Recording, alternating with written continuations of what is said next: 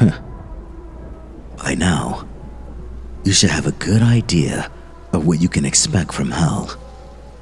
You know to kill the first person you see when you fight your way out of a birthing sack. You know to find clothing, tools, and shelter. You know that no matter what you do, how well you do, someday, it's back to being fresh meat. This is the biggest city you can imagine. Tribes fight and die for territory, and taking a wrong turn is a fucking death sentence. You'll get a feel for where you should and shouldn't go eventually. Develop the kind of street smarts you need to stay a resident for more than a day. Even so, there are places in this that you should know about. Let's do a little sightseeing tour of hell. Maybe the advance warning will do you some good. So, Skin Street. Allow me to tell you about the first time I saw Skin Street. I dropped out of my birthing sack onto the road, stood straight back up, and got myself ready to fight. Nobody was there. Not one single person was out on the street that stretched for miles in either direction. I relaxed a little and took a look around. Most of the streets in this are a labyrinthian network of buildings. You spend most of your stay in hell paranoid that, just around the next corner, there's someone ready to beat you down. Skin Street isn't like that. It's a single straight line with only the rain and darkness to hamper visibility. I felt more vulnerable there than I've ever felt in any part of this. You ever walked into a wide, empty space and suddenly felt exposed? Yeah. Imagine also being naked, unarmed, and in hell. Still, I knew what I was supposed to do. The first step was to find some clothing. That's where I learned how Skin Street got its name. Every building, every busted street light and gas lamp was decorated with flayed skin. I've been in hell long enough by that point not to be too freaked out by that, but I'd be lying if I said it didn't affect me. In a fucked up kind of way, it reminded me of Christmas.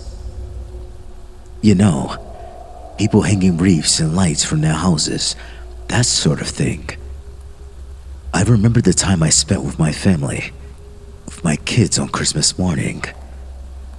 Feelings like that get you killed. I pushed them back down and pulled some scraps from the nearest building.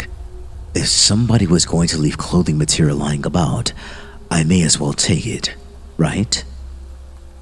I didn't know it at the time, but every step I took on Skin Street was being watched. When the attack came, I didn't even get a glimpse of the guy. Bang! My skull fractured from an expert swing of a club. Whoever hit me went for my eyes the second I hit the floor, stuck his fingers right into my socket. I was blind and crying like a baby when he started to peel away my skin. Here's the thing. Some people are fucked up even by hell standards. The loners, serial killers, stalkers, and psychos all make their way to Skin Street in the end. Most of the damned use the whole body of a kill, but the Skin Street people like to take trophies. They leave their ornaments out as bait for the ignorant, skulking in the shadows and waiting for the best moment to ambush. If you find yourself on Skin Street, you're going to have to think fast. Forget clothing, just grab a rock and a piece of wood or anything else you can use as a weapon. Stay out of the shadows. Keep checking behind you and get out of there as quickly as you can. Alright. Now that we got that out of the way. Perdition farms. You're going to be chased in hell. That's unavoidable. At some point, you'll stumble into somebody bigger than you or find yourself outnumbered. Forget about a fair fight. If somebody can take you down without fighting back, you bet that's what they'll do. It's easy to lose focus when you're running for your life. You can forget to pay attention to your surroundings. That, my friend, is a big mistake. The outskirts of Perdition farms are littered with billboards. They promise free food and safety to anybody fucking stupid enough to believe them. The tribes that fight over that particular territory like to herd people off the streets and into industrial complex they call home. The good news is that those tribes won't kill you. The bad news is that they're big fans of taking people alive. They've got a project, you see. Been working on it for as long as I can remember. I couldn't tell you who originally decided that hell should have organized food production, only that the idea stuck and that over the years, countless tribes have taken it upon themselves to try and make that dream a reality. Get yourself captured by them and you can look forward to a bit of slave labor. For the most part, the Perdition Farms tribes try to make use of the birthing pods as a source of food. They force their slaves to harvest them from the walls, grind them up in industrial vats, mix them with blood, body parts, rainwater, and anything else that could conceivably make a broth. The life of a slave is short, brutal, and disgusting, particularly when those slaves are then used as guinea pigs for the latest concoction. You see, the amniotic fluid can be drunk if you're desperate, though drinking too much is guaranteed to make you empty your stomach from every available orifice. The flesh of the sacks is a different matter, though. I couldn't tell you exactly what the birthing sacks are. Some people say that they're actual flesh, while others swear they're more like a fungus. What I do know is that they repair themselves over time. Eat some of their flesh, and over the next few days, they'll grow a new birthing sac inside you. It's a small mercy that you won't live long enough to see it break through your skin. You'll be dead shortly after your stomach burst.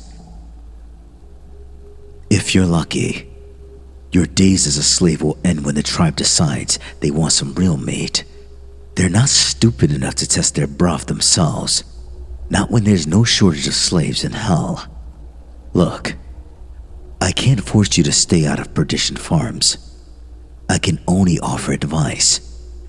In my opinion, if you think you're being herded there, it's better to take whatever's to hand and cut your own throat.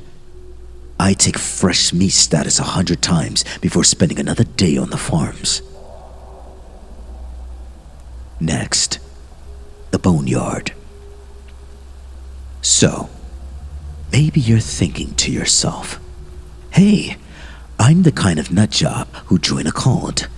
Is there anything like that in hell for me? If that sounds like you, the boneyard has you covered. You see, there's a certain kind of religious fanatic who really does belong in hell. I'm not talking about the old dears who bake cakes to raise money for the new church roof here. I'm talking about the guys who went to war because God commanded it, who burned women supposedly consorting with demons and saw nothing wrong with fucking the odd kid. When those people get to hell, they're too thick-headed to make sense of what happened. Why face reality when you could pretend it's all just a test of faith? They find like-minded folk in the boneyard. I'm told that at one time, the boneyard was a cathedral surrounded by a cemetery that stretched from horizon to horizon. Maybe that's true. I don't know. These days, it's a shanty town of temples and churches built from materials scavenged from the streets. Everywhere you look, you'll find wide-eyed zealots preaching their own twisted version of redemption and gangs of masked men on the prowl for fresh converts. Mortification of the flesh is the main pastime in the boneyard. If you listen to the cacophony of sermons, you'll be informed of how the flesh is wicked and must be purged of sin. How lucky we are to be given such a holy duty. How fortunate to be given the opportunity to redeem ourselves before God. The people of the boneyard have had a long time and plenty of fucking practice when it comes to mastering torture and degradation. I'm not a good person. I've killed, raped, and cannibalized. But I can honestly tell you, I'd never been able to dream up some of the shit that goes on in a boneyard. I wandered in there by accident once, and I've never been able to get what I saw out of my brain. I watched a woman, naked and bound, forced onto her knees and violated with iron rods. A preacher sewed his own eyes and lips shut in front of a crowd before sawing off his manhood with a piece of slate. A boy of maybe 14 was publicly crucified. A girl was drowned in shit. An older man had sharpened flint pushed under his fingernails.